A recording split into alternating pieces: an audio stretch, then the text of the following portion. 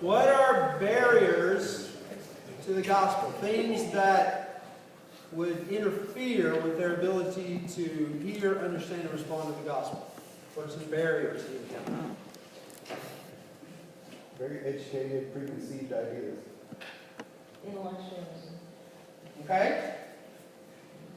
Idolatry. A lot of gods.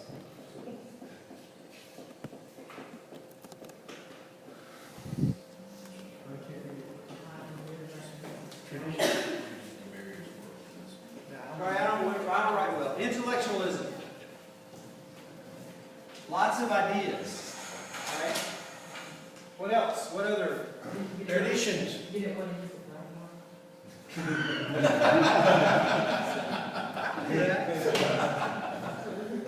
You won't be able to read it any better. My mother said, based on my handwriting, I should have been a doctor. But I don't even know if I spelled this correct. I'm not much of an intellectual. Intellectual.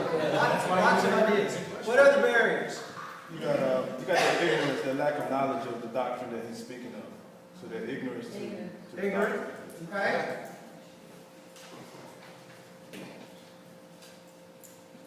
Even though they were intellectual. Right. Defensive posture. Their defensive posture? Yeah. Okay. All right.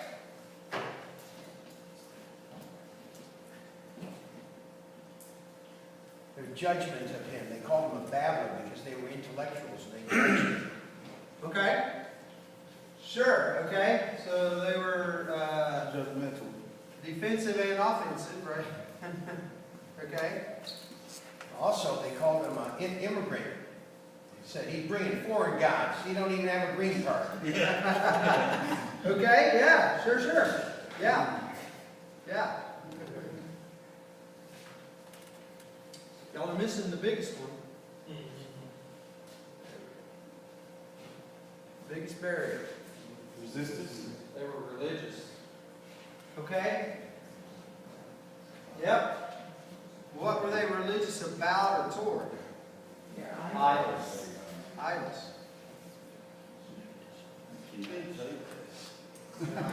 Somebody say that? Yeah. Okay. So I can't write and I can't hear. What else y'all can touch on? I'm Paul. Oh, that's it. Okay, good. Anything else you can think of? Any other barriers? Yeah, we were always talking about how they were traditional. You know, they were stuck on the status quo and, you know, the traditions that they knew, and so they weren't open to new ideas. They weren't? Because they like to listen to new ideas all the time. But to a degree. Listening is not responding. Okay. Our universities listen to all kinds of ideas Yeah. unless it has to do with Jesus. Yeah. And they've already got a closed mind about that. Yeah. Okay. You're right. So what was your word? Traditions. Or status quo. Yes, yeah. Okay. All right. So I still think they had a lack of faith in the unseen. Well, they had an unknown God, though. But they also said that you worship gold and silver, and so I guess there was a mix of that. So there was a materialistic aspect. Yeah, because they asked them, you know, you bringing these strange things to our ears that we never heard of, basically. Okay. Absolutely. So understand about materialism means the material world, interest in the material world, not so much the spiritual world, right? I mean, that's what materialism ultimately is. All right, so what about some bridges over here? So it's kind of fun, honestly. Basically, the list is move over one. Yeah. Because they literally use those same barriers as his bridge. Yeah. Because you're not going to reach everybody. We're done, guys. You just pushed it We're over. finished. Yeah. That's it. You nailed it without a discussion. Find the barriers. They become That was all over. your barriers become your bridges. Okay? So since I went to the trouble of making those, let's work our way through. I still got time, right? All right. Dr. Tom Wolfe, Christian sociologist, identified the missionary's task as this: retelling the people's story back to them in light of the gospel. Retelling the people's story back to them in light of the gospel. Okay? In other words, we discover what's on people's minds and then we show them how it relates to the gospel. Okay? Tim Keller, you guys might have heard of him. He's a little-known pastor in a small town in the Midwest. He's written that it is impossible to understand the culture, the city and neighborhood, without discerning its idols. Okay? Idolatry is a major barrier to the spread of the gospel. And so we must identify the idols of a people in a place. How do we discover their idols? We find these idols by discovering what the people value. Although the people themselves may be blind to that, they may not know. But we discover their idols by figuring out what it is that they value. And the values are expressed in how people invest their time, energy, and money. People value those things that they think about, they spend time on, they invest in, and those things that they focus their life around are actually their idols. Those idols are the barrier to the gospel. And if we can show, if we can connect the truth of the gospel to the barriers that people build up, the idols that they create, and show how Jesus is better than what they are trying to satisfy with that idol, then we've got the bridge to the gospel. That make sense? Makes sense. Let me just ask this one Okay. question. If you're doing that with some people, and they tell you it's a hobby, Okay. and they invest, or you go to a house and you see people with all different types of things, and they say, it's my hobby. Yeah. Okay? Yeah. Like sorors, they go out and, like Delta, see the elephants, and they do and you see just elephants in there, and they really go collect. People collect things they value. And they say it's a hobby. It's not interfering with anything that they have. It's a hobby. Yeah. You got to get beneath the thing on the outside to the why on the inside. Why is that important? What is itching? Is that elephant's scratch? Okay, or that activity or that whatever. Okay. All right. What is it that is motivating them to seek that idol? You show how Jesus is better. This year I studied the book of Hebrews, and the theme of the book of Hebrews is Jesus is better. Because there's a bunch of Hebrews who became believers in Jesus, right? And they were considered, because it got hard to follow Jesus, they were thinking about going back to what they used to know. So the writer of Hebrews, it says, yeah, you can go back to the sacrificial system, yeah, you can go back to the law, yeah, you can go back to the angels, you can go back to whatever you want to go back to, but when you go back there, but Jesus is better. And so the deal is, we identify what is causing them to have that idol. What is the itch that they're scratching with that thing? And you show them how Jesus is better. That's kind of in our notes here. Let me get to that, right? These idols or barriers are important because they actually unlock the key to gospel bridges.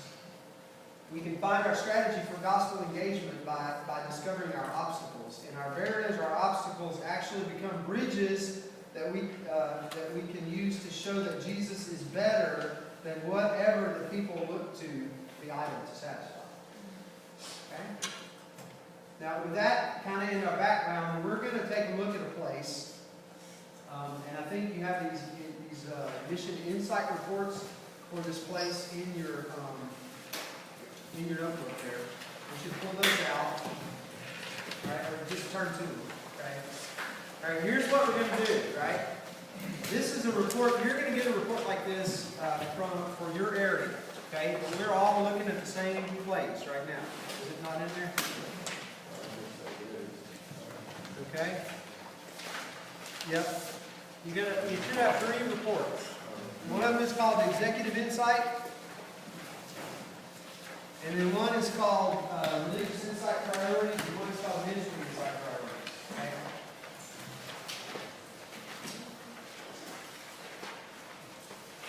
I have a question. Yes, sir. Because as I think about the barriers, we're working in groups, it makes it, seems like it makes it easier to see barriers because we're working in groups. But aren't barriers kind of based on your perception? Because, and what I mean by that, like, I may not see the people as religious, or as that being a barrier, if I'm religious and I'm just looking at it by myself. Or I may not see tradition as a barrier if I'm tradition. Does that make sense? You may be blind to it. Yeah. Is that what you're saying? Yes. Okay. So even in this text, we're seeing all this because we're looking at it as a team. Right. So to kind of put that in action, Yeah. is it better to, as we do something like this, is it better to look with your team Absolutely. and say, okay, Absolutely. And it's even better if there's local people on your team.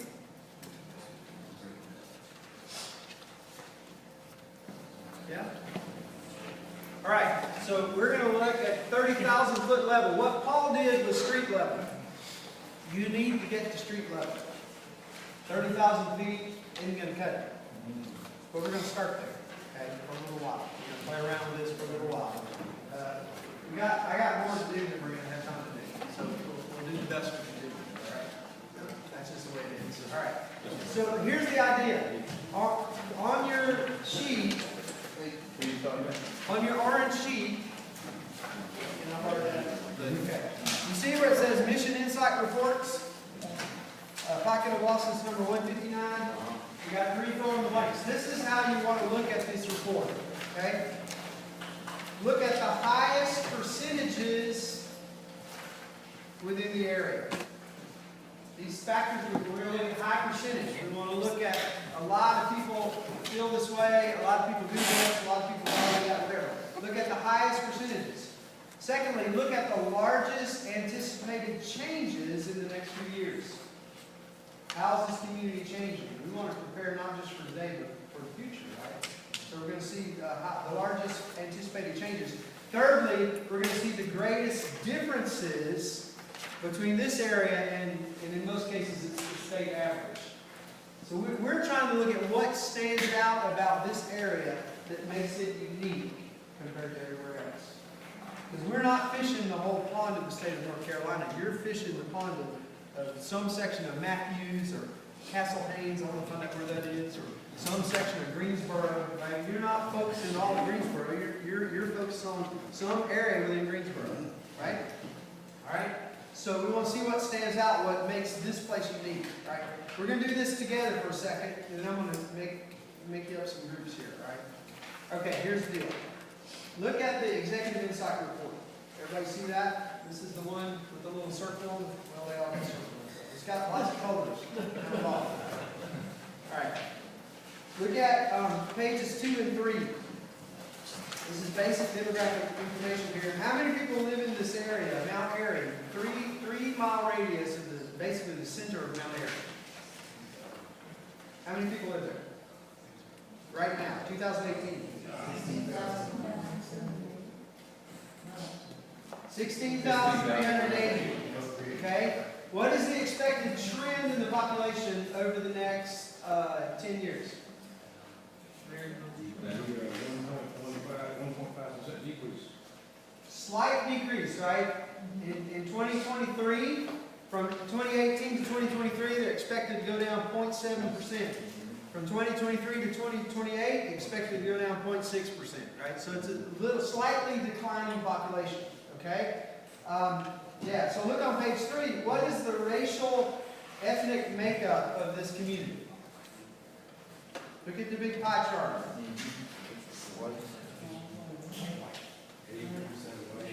Green is white, right? All right, so yeah.